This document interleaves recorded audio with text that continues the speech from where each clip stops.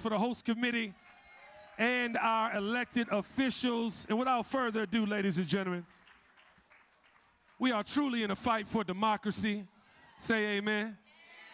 We have someone that if they do get in office, we will have a dictatorship. Say amen. And these superheroes on this stage tonight are here to join myself along with the honorable mayor, our 59th mayor, Kasim Reed. Hey. We love you like cook food, Kasim. You saw I booked my shit early, didn't get paid or nothing. I said, I must love this Negro. Ladies and gentlemen, also welcome a great friend of mine. He runs Revolt Television. Detavio Samuels is in the building.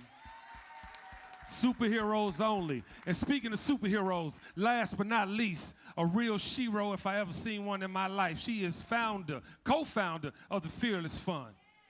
Ladies and gentlemen, stand up, make some noise for Arian Simone. Yes, we fighting with you. I was gonna say fuck 'em, but it's too early. All right, y'all. We have a serious discussion to have. I am gonna curse slightly, don't judge me. But this is a very serious moment that we are all having together. We are 61 days from an election that will change the narrative for our futures. And I wanna start with Mayor Kasim Reed. Black men have been showing up in this space in a very weird way. We like to use, and we have to keep it real. This is a family discussion, correct? Correct? And we have to be honest. And I am disgusted with some of the disrespect I'm seeing from black men and some of the lies that are being believed from social media for them to act the way that they are acting. Kasim, I want to talk about this. Well, that's really what tonight was about. So the idea of fight for democracy and tonight, everybody, was that summertime is over, Labor Day was over, it's time for playtime to be over. That's right. And so what has happened in Georgia and in the United States is room like this is the back room.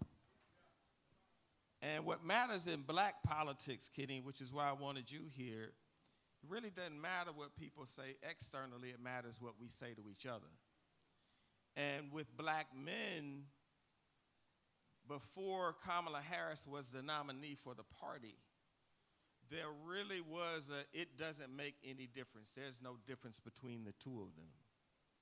Well, I'm here tonight as somebody that's known her since 2003, when she was an assistant district attorney who watched every single campaign that she ever went through, who knows that she pledged AKA, is from Oakland, California, that she's black.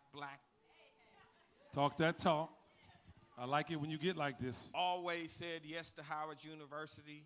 HU? Before she ever ran for president, she charter day speaker, commencement speaker, always saying yes to black people. And so I'm here to really talk to black men, but also to activate black men, because so many of us who have the ability and the weight, Commissioner Hightower, to check other people, Paul Judge, have to check people now. Yes. I'm here to say if we're in a barbershop to one and you hear somebody talking crazy about a woman who's not done anything but be for black folks, that we engage. Because the hustle that Donald Trump and the Republicans are running, they don't want a lot of black vote. They just need to shave the black vote. And so we have to have real conversations. When people say Donald Trump sent you stimulus checks, no, he didn't. He just signed them. And wanted to sign them, because that had never happened before that. So the Democrats passed the stimulus checks, but because he was a marketer, he called them back and said, put my signature on the check, right? And so the Republicans have blocked Joe Biden and Kamala Harris from releasing all of the aid to pay off black people's student loans, and they still paid off $170 billion despite opposition. If you got a grandmama somewhere who used to have to make a decision between a light bill and insulin, Kamala Harris capped insulin at $35 so she doesn't have to choose between insulin and lights. Kamala Harris cast more tie-breaking votes than any vice president in the history of the United States. And we're here one day after a tragedy that just occurred last night, and we're praying for the victims and praying for those who are still pulling through. The only gun reform in the United States that's been passed in the last 10 years was passed by Joe Biden and Kamala Harris. And so, I know Atlanta pretty well. And I know who has weight.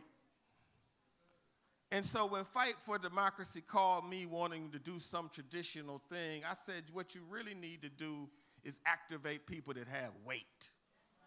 And you need people that have weight in Atlanta and give them agency and tell them, we don't want too much of your time. We are the back room. So I need 61 days. You all heard Donald Trump say, I just need 11,900 votes. That's all I need. I need the people in this room to win Georgia for Vice President Kamala Harris. If we win Georgia, amen, there is almost no way Donald Trump can be elected president of the United States. So I don't want to have some big fancy conversation, Michael Hightower, Mrs. Hightower. I want to talk about us guaranteeing that we personally ensure 20 people that we know go and vote on Election Day. And we've done it, by the way. We did Right? it for the Biden-Harris ticket did it for the Joe last Biden. time. We did it for Ossoff. We did it for Warnock. They were the deciders. 3 times for Warnock, because we know how to vote in Georgia, right? We don't need all this explanation. So I love it when you get spicy. When people were asking me, I said, this is what we need. The people in this room call shots. That's why y'all got invited. Wasn't about no $100.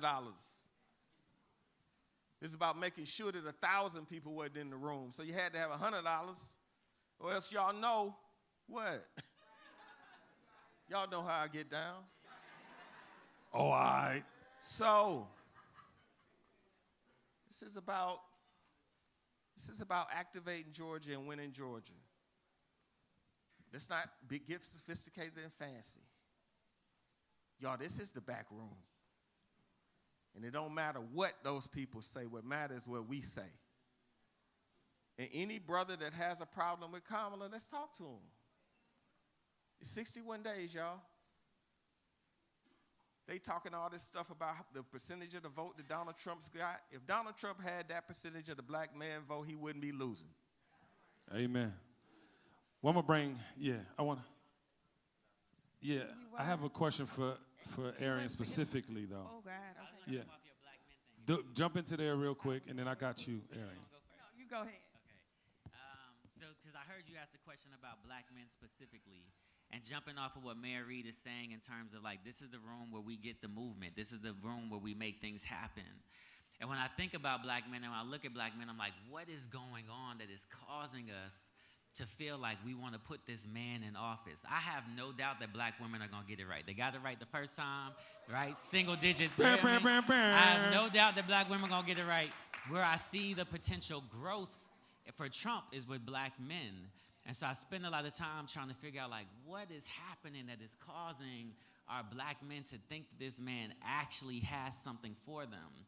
And for me, I kind of boil it down to a couple of things. I think, one, we love a gangster. You know what I mean? Like, we love gangster. We love gangster movies. Give me Belly. Give me Scarface. Give me that dude who's like, I'm only moving on my terms. We love that. So much of hip-hop is rooted in, like, only, and Trump embodies that idea. So that's one. I think that Gangster, too. but in a different way, right? I think the other thing that Trump gives us that, again, just like ties to our culture is this like anti-establishment, rebellious spirit, which is so prevalent in hip hop. And so what I think black men are seeing is superficially somebody who aligns with the way that we want to be represented, somebody who aligns with the values that on my own terms, right? People who align with that. What I think we're missing is when this man gets in office, he's not thinking about you. There's not one policy that he's going to put in place that's going to help you and your family be better. In fact, everything he does is going to make life for you and your family be worse. And so as I try to jump on this boat that Mayor Reed is on, it's like we have to help black men understand that you have to see beyond the superficial. You have to see beyond. The man had the attempted assassination, and like all of a sudden he's Tupac. Like you can't trade on the culture like that. You're not rocking for us. And then I think the other point that you're talking about, Kenya, is not only is he not going to put policies in place that help us, but he's talking about a black woman that looks like yo mama, yo sister, yo cousin. And we have to get black men to like, you got to go a step below the superficial. Y'all too stuck up here. Y'all got to go 2-3 levels deeper. And I'm trying to figure out how to do that, but that's where I think the win is. Yeah. Arian, do you want to touch on this point? You good? Okay. Well, you are going through many things that Project 2025 initiated and will continue to wreak havoc on our communities. Can you talk to the fact that you are actually experiencing the early remnants of 2025 and he's not even in office, and how that can affect the community? Oh, yeah, I definitely can. Elections have consequences. Point blank. I am in a federal lawsuit for alleged discrimination because I invest in black and brown women. And in this federal lawsuit, we have had 3 rulings, 7 judges. Of the 7 judges, 4 of them have been Trump appointed, 2 have been Clinton appointed, and 1 has been Obama appointed. All of the Trump-appointed judges voted that we were in and ruled that we were basically in violation of the law for doing what we do. The Obama-appointed judge and the 2 Clinton-appointed judges ruled in favor that nothing was wrong with what we were doing. I run the nation's first venture capital fund that is built by women of color for women of color. It is, oh, thank you.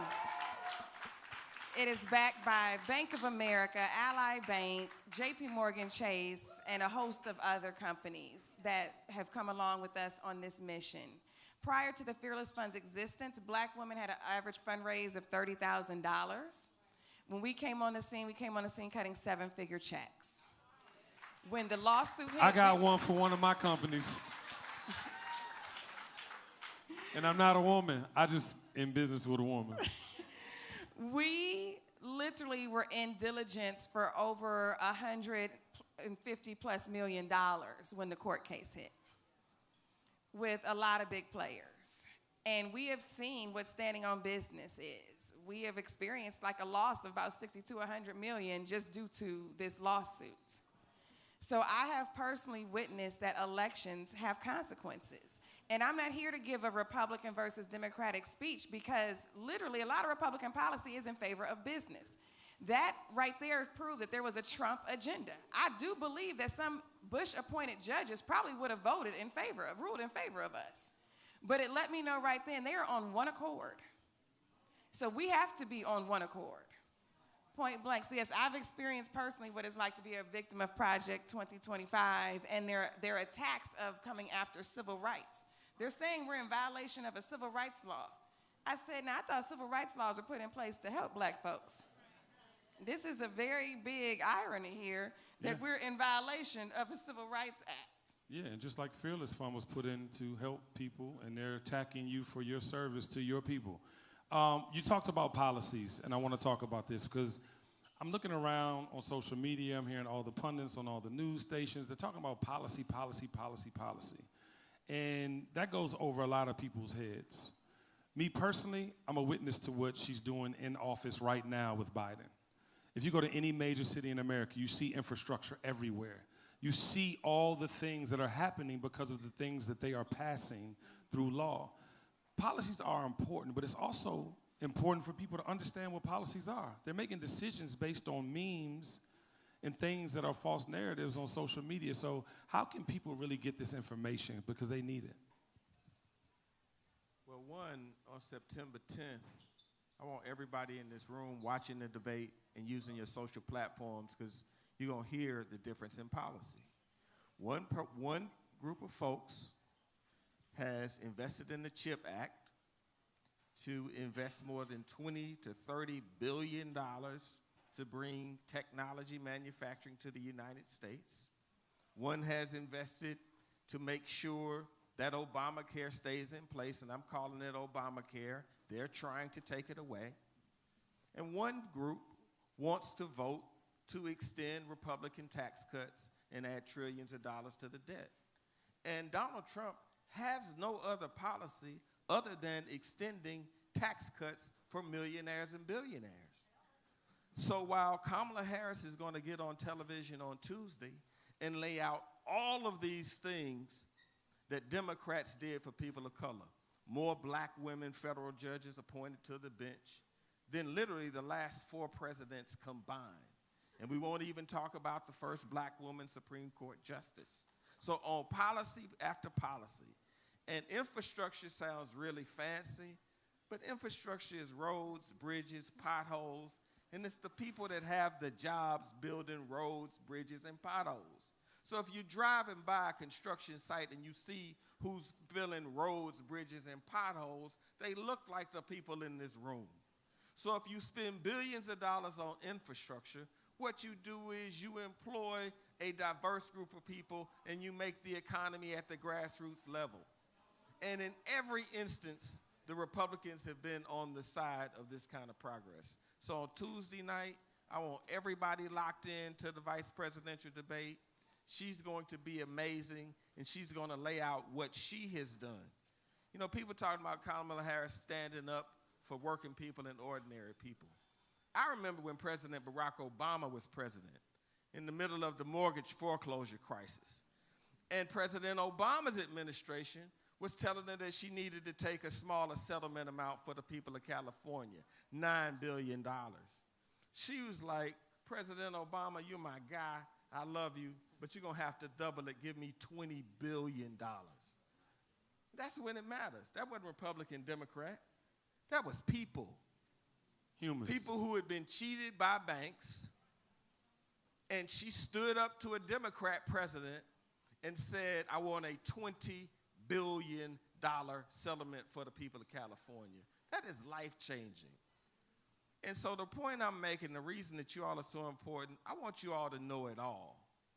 Because all I'm asking for and all we're asking for is 61 days. Detavio, you wanted to mention something? Yeah, so jumping off of that, right, again, I'm going back to Mayor Reed said these are the influencers in the room. I think as you guys are watching that debate, what we need are translators.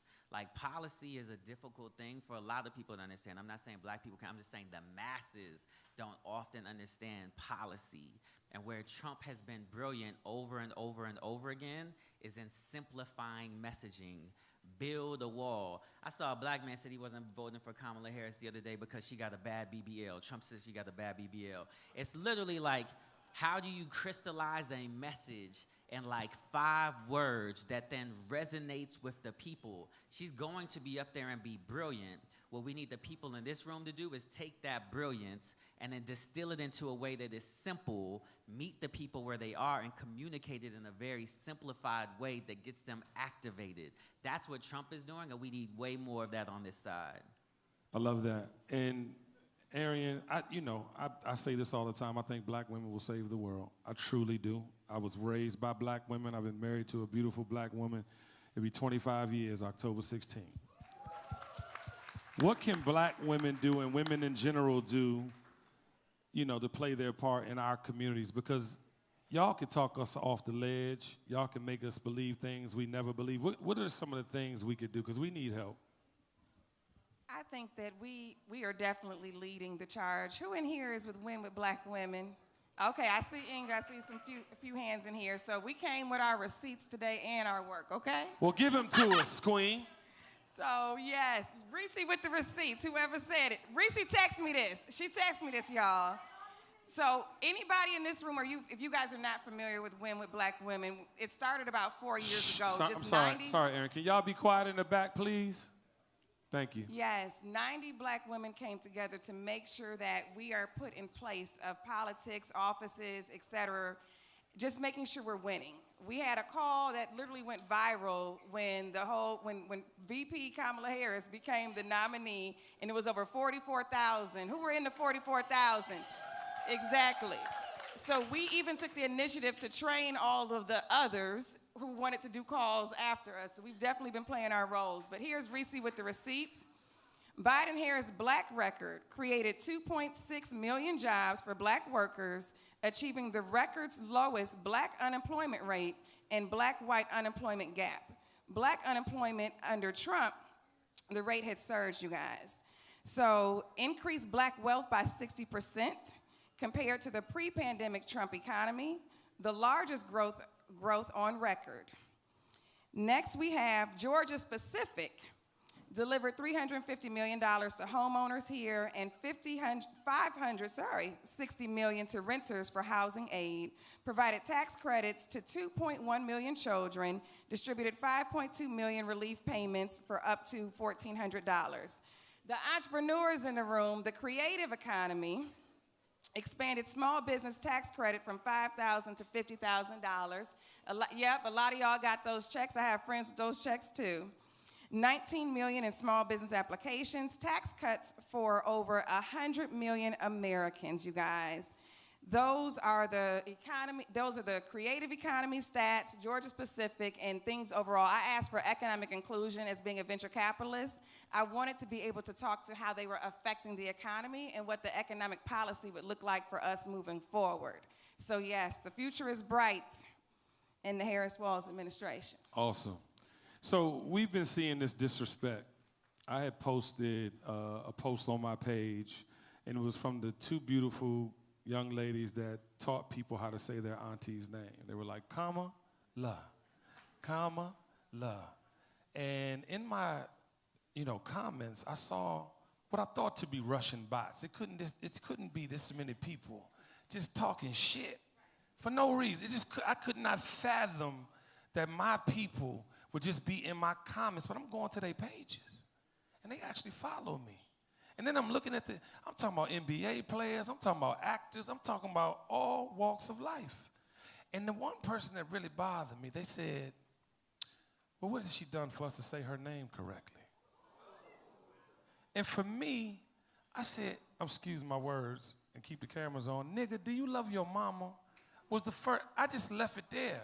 Because if you can't say a woman's name out of respect, and we're not talking about just a person that was a lawyer, became attorney general, then senator, then, vice president of the United States of America, and went to Howard University, one of the most prominent historically black universities in the world, but you can't have respect. So what are we doing, because what Donald Trump is doing, calling her a dirty dog and all, how are we supposed to maintain our cool? I'm 51, and I know I'm cultured, but I want to just turn up sometime because the rhetoric is getting out of control. But I think we can use that fuel in a way to get to these polls in 61 days. Zatavia, because you supervise millions of kids, and these children, I don't know what is going on, child. Yeah, I honestly don't understand it either. We're in so if you think about the era that we're in an era that says however somebody tells you they want to be greeted, that's what you owe them. If they say they are she, he, it, them, they, cat, furry, whatever, you're supposed to meet them where they are. He said furry. Right? So to be in a world where the other side is literally doing the opposite, refusing to meet her where she is, there's no bigger level of disrespect. And I go back to, what are key values that we have always had in this black? Respect is one of the biggest values. Y'all go back to Spike Lee, Do the Right Thing. You step on my shoe, that's disrespectful, I pop off. Where are we?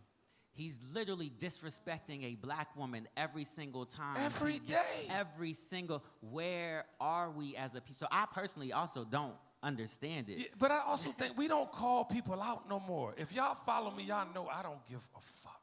Yeah, where is the And accountability? that's why I think he asked me to come here, because we don't protect our women. And who are we as men if we're not protecting our women? That's a serious, actionable question.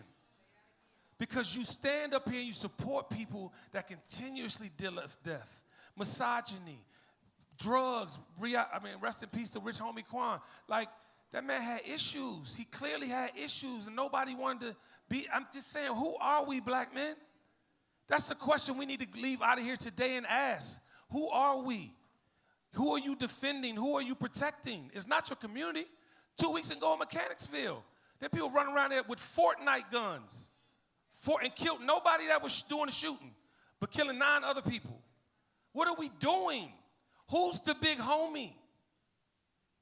And it can't be enough of you not saying, oh, I don't live over there. I don't live in none of these places, but I'm speaking up on I'm going to big facts. Wherever them hood motherfuckers is listening, I'm going to speak to those people. And we're not doing enough of that. You too good? Are you too good, black men? Are we too good? Because I'm getting to the point where we are going to be the reason if Donald Trump gets in office. We're going to be the black men, not black women. Y'all always mobilize. But us black men, we have some real issues. And how do we get past these things? Because a lot of people don't want to hear it. But tonight was about stopping the flow. If you watched how the process was working, every day was just going by closer to the election. We were hearing all of this disrespect. We were talking about it casually, but nobody was putting a stake in the ground to stop the flow. And if you play around and keep letting things go, you end up on election day going, man, can you believe that? How did this happen? And so that's why I did want you, because I didn't want a soft moderator. I knew, right? So what I believe can happen is it's really easy for the people in this room to connect and for us to keep it going. Tonight's the 5th. The 10th is going to be another jet engine. The way campaigns work is you need the next thing. It's just like being hot. You need the next thing. Tonight's the 5th. We have the maximum amount of people that this place can hold and that Tricky would allow. It could have been double what we have. And if we would have not charged money, it would have been 1,000 people. Y'all know it. You know how Atlanta get. And in a minute, y'all getting ready to get Trauma, and he's going to do something amazing. But it's about stopping the flow. And let me big up black men, because we've been doing a lot of black male criticism. Black men are still going to be the second largest demographic voting for the Democratic Party in the United States of America, even with the hype. So I'm not disrespecting my brothers, but I am having a conversation with my brothers to tell you this man isn't for you. And I want us to start having conversations with each other. Chris Hicks, who's in the audience, gave me some of the best political advice that I had in my whole career, and I've been in the game a long time. It just matters what we say to each other. This other stuff, man, if we start in a cool way talking to other black men, we owe it to black women. We don't even have to get to, we owe y'all. Forever. Y'all did it for Barack. When President Obama was running, it wasn't all that. Black women in line, beautiful. So we owe y'all. And what I'm telling y'all tonight is I know y'all are high-achieving people. But let me tell you something. I did 100 events for Barack Obama in 2012. I was on the Meet the Press Sunday after Sunday. I stood outside the auditoriums with Republicans across the street going at it. I made hot smokes and half smokes in Florida in flip-flops. And I'm here to tell y'all, 2008 wasn't what mattered to Barack Obama. 12 is what mattered to Barack Obama. Because if he'd have lost in 12, everybody would have said it was a fluke, it was nothing, the country had made a mistake. And what I'm telling y'all tonight, with all the accomplishments that y'all have, there's nothing like electing a president. It's nothing like electing a president. And if the people in this room get out here and go at it, the way that y'all gonna feel on November 5th, when you look at your wife and your mother and your daughter and your kids, Barack Obama wasn't no fluke. Yes, sir. He wasn't no fluke. And when Kamala Harris, a black woman who is way qualified than both of the people on the other side. And I'm gonna hand it over to my panelists and be quiet. How qualified did this woman have to be? How qualified did she have to be? Y'all, black people ain't number 10% of California. In the Bay Area, that ain't number 7%. How qualified does she have to be to win San Francisco? How qualified does she have to be elected Attorney General? How qualified does she have to be elected to the United States Senate?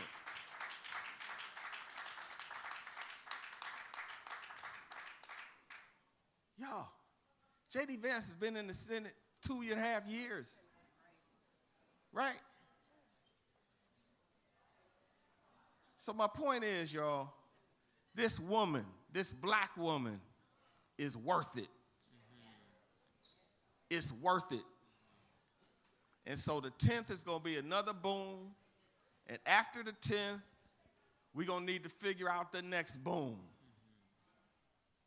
And I don't know what kind of party Kenny's going to have. We all going to get somewhere again, and we're going to do it again, and we're going to keep going to October all the way through November. Because in October, they're going to spend an unprecedented amount of money saying this black woman ain't shit. Absolutely. I'm telling you, I'm sorry, Maria. I'm telling you what's coming. I love Kenny's question to black men, which is like, who are we? Who are we if we are not fighting for the people who are the bearers of our children? Who are we if we are not fighting for the people who are the biggest champions of black men on the planet? Who are we when we have someone that is so qualified and we sit quiet? Every village goes. As the kings go, the village goes. Black men, how is your village going? What are you doing to impact your village? What are you doing to point your village? And who are we when we can't take care of the people who wake up every day and take care of it? Who are we when we can't take care of the people who are the keepers of our secrets? Who are we, black men? Like, now's the time for us to set the stage, to set the tone. This is how the village goes. This is what it looks like. Again, black women gonna get it right. They gonna vote for Trump less than 10%, 5%, right? It's black men that you gotta be. Black men, who are we? Bam, bam, bam, bam. Make some noise for that. So as we get up out of here, I want to start with Arian. You know, we have all, been in this community of Atlanta. Revolt actually brought their entire network here to Atlanta now. So big shout out to the Revolt team. We love and appreciate you making Atlanta your home. But we've been here doing the work. I mean, this is a couple elections for the three of us. This is work that we tirelessly do on any media platform we can get a chance. But I want each of you to just give some marching orders. We need some directive. Keep it brief, and then we're going to get a few questions after that from the audience. We'll start with you, Arian. Yeah, I got you. We were all huddling up to make sure everybody had a consistency on the CTA, the call to action. The call to action is everybody has to get a list of 20 people. And those are your 20 people who you making sure are voting on November 5th or an earlier election. Start with your kids. Yes, for President Kamala Harris. We're doing a simple call to action. You guys can even go to Fight for Democracy. Okay, I thought it was going to be on the screens, Ann. Never mind. You can still One go to the thing Fight about Democracy. Arian, she going hold them accountable. Look at this. Yes, so Fight for Democracy. Oh, thank you. Here we go. QR codes are up now. You guys can go to Fight for Democracy. and get the information. But it's the call to action is real simple. It's 20 people, and you holding your 20 people accountable. Of course, all the men are going to do what you guys were talking about, holding other men accountable. But 20 people to the polls November 5th, go to the QR code. And if you missed that one, go to Win with Black Women. Yes. DeTavio? Yeah, my next steps for the people in this room is to make sure that everybody that we interact with understands the gravity of this moment. Mayor Reed said, like I always say, it's the most consequential election of our lifetime. Mayor Reed, I heard him say, this is the biggest election in U.S. history. Let it be super clear. If Trump gets in office, not just the U.S. is different, the world is different, right? Similarly, you put a black woman in office for the first time, you shift the algorithm in ways that we have never, ever seen or understood. And so we have to understand this is not about the fact that she got a BBL. This is not about, which she didn't have, clearly. This is not about the fact that you believe that Trump cut you stimulus checks. This is for the soul of the nation. This is for the direction of this world. This is the most important election of our lifetime, and we can't afford to sit out, and we can't afford to make stupid decisions. Round of applause with DeTavio, ladies and gentlemen. All right. Our favorite forever, Mayor Reed, can you please share some parting words with the crowd? I just want y'all to remember what it was like in 2012 for Barack Obama. I want you to remember what it felt like. I want you to remember how we stood in line. And I just want y'all to go home and know, as somebody that has played in that game, there is nothing more important than we can do over the next 61 days. I don't know whether y'all remember, but when President Obama got elected, they started finding black people to be in the meeting. This is life-changing stuff, you all. And I just want to assure you that it all matters. Just put up a post-it on the mirror, it all matters. And when we're talking about 20 people vote, we're not talking about texting 20 people or putting up a post. We're talking about getting in the gutter, grabbing 20 people, and really organizing to make sure that we had 20 people that vote. Think about Barack Obama. Barack Obama didn't win by big margins. He won by 10, 20, and 30 across thousands of precincts across the United States. And if you ever around and listen to him and Michelle Obama talk about it, they know that it was that one extra vote, that two extra vote, that three extra vote. And it doesn't sound sexy, but I tell you what is sexy. When they announced that your candidate is the 47th President of the United States of America. Yes, sir. Make some noise for our panel, ladies and gentlemen. Do not forget, Donald Trump said, and he said it to his beloved Christians, if you vote this time, you won't have to vote again. I suggest that play on your frontal lobe on your way to the ballot box this coming November. 61 days, y'all. Please donate if you can with the QR codes on the side, and let's fight for democracy. Peace.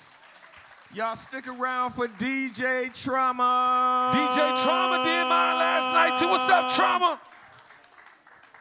Play some two-step music. Thank y'all. We appreciate y'all. We're around to talk to everybody too, guys.